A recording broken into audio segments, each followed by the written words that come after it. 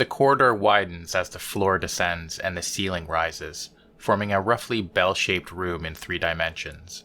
At the bottom of the declivity before you rests an enormous, flabby toad-like creature, gurgling loudly. Its huge, beady eyes roll toward you, and its toothy jaws unhinge slightly with a soft, sighing noise. Behind it is an enormous wooden door. The toad-like monster forms words with its gaping mouth, but the only sound you hear are in your mind. What would you have of Bobugbubilz? It asks.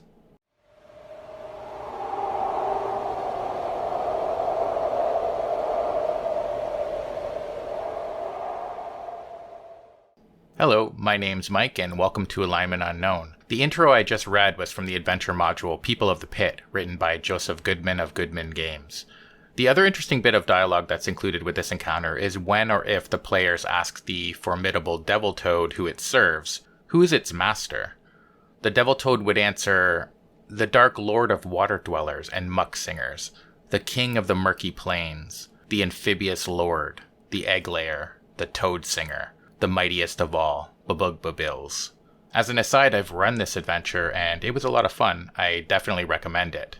But I like this because it shows off some of the titles given the Demon Lord of Amphibians, who first appears in the Dungeon Crawl Classics Core Book on page 322. There we are told that Bobugbubilz demands that its servants protect frogs, toads, and salamanders. In order to form a bond with this Demon Lord, the player must undergo a week-long ceremony in the lair of the Toad Fiend. And once that's completed, the player will sometimes be expected to kill snakes and other creatures that eat or kill amphibians.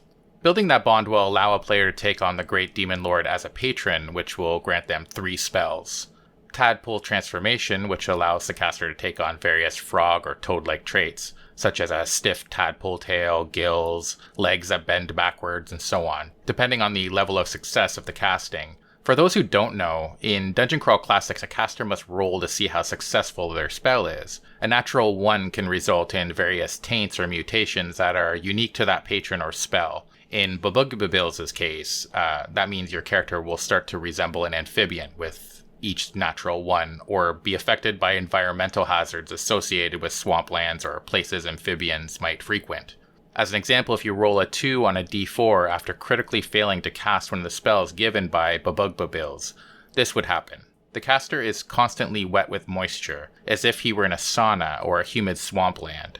His brow moistens. He sweats constantly, and by the end of every day his clothes are soaked through. This affects his ability to carry scrolls, paper books, and other such things. If this result is rolled a second time, the caster sweats so profusely that his clothes are soaked by noontime every day. If this result is rolled a third time, the caster actually exudes a constant trickle of moisture. He is constantly thirsty and must continually rehydrate his body, and he leaves puddles behind when he stops moving. There's definitely some role-playing potential there.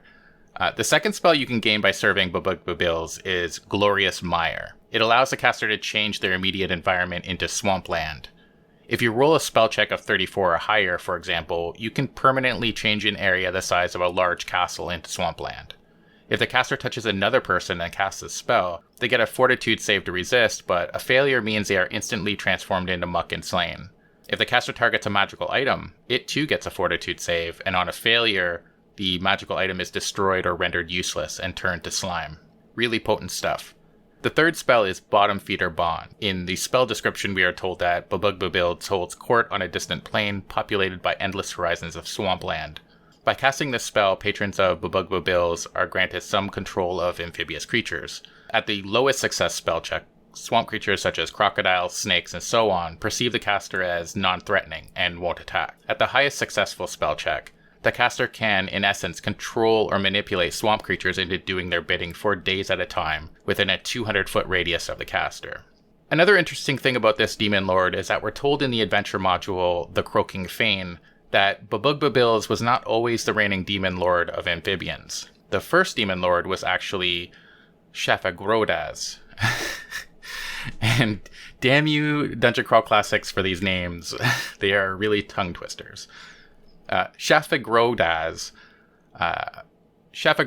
followers were referred to as the Salient Knot, who fed their enemies to the swamp creatures to appease and honor their lord of evil amphibians.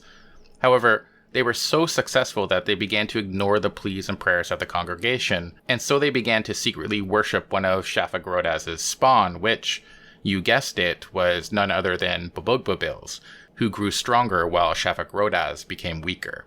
As Bobugbubilz's power grew, the congregation and those in the salient knot who were now loyal to Bobugbubilz hunted down those who refused to stop worshipping Shafagrodaz and sacrificed him in what would later be called the Great Toad Wars. It was thought that Shafagrodaz's defeat was complete, but that isn't true. Instead, the defeated Demon Lord, or once Demon Lord, sunk itself into the primordial swamp and bides its time, waiting for the moment when it can re-emerge and wrest its rightful place from the upstart Bobugbubilz. Personally, I think Bobugbubilz can be a fun patron to come into contact with. There's something creepy about the swamp, something we instinctually know can be dangerous. A judge could introduce a side quest where it's possible to form a bond with the Demon Lord, which I think would be a lot more satisfying and fun than just allowing the player to pick them once they begin their adventuring career at level 1. While researching for this video, I ran across a blog that outlines a few of the ways a judge might introduce Bobugbubilz to the party as a possible patron, one of which reads, quote, "The party discovers a scroll detailing a gruesome ceremony in which the caster sings paeans to Bobugbubilz, then severs their own tongue. Over the course of the next 7 days, the caster's tongue regrows into that of a frog's, cementing their bond with the Demon Lord." End quote. I'll leave the link in the description box for those who are interested in reading that blog post for themselves. Overall, I really like this patron. I think it offers some unique, gross, but fun roleplay opportunities. I don't envision Bobugbubilz as being particularly smart. Cunning, yes, but not an entity that sits around planning. Even the way Bobugbubilz came to power wasn't through an excellently formulated and executed plan, but through mistakes made by the previous Demon Lord and an ability to capitalize on that grave mistake. The spell Tadpole Transformation tells us that Bobugbubilz, and by extension, I presume Bobugbubilz himself, enjoys the calm of the deep swamp, the relaxing buzz of mosquitoes, and the cool touch of muddy water. This doesn't seem to suggest that Bobugbubilz is looking for action, but more that it waits for opportunities to present themselves and then capitalizes on them. In fact, the adventure module, the Croaking Fane, hints at the idea that Bobugbubilz might be starting to show the same signs of laziness and indifference to its followers that Shafagrodaz did before it. Who's up for a second Toad War? Thank you very much for watching. If you'd like to support my channel and the making of videos like these, please look in the description box for the link to my Patreon. Every dollar is used to improve the quality of my videos. For as little as $1 a month, you'll also gain access to my growing collection of maps, which you can use in your games as well as other perks outlined there. Cheers.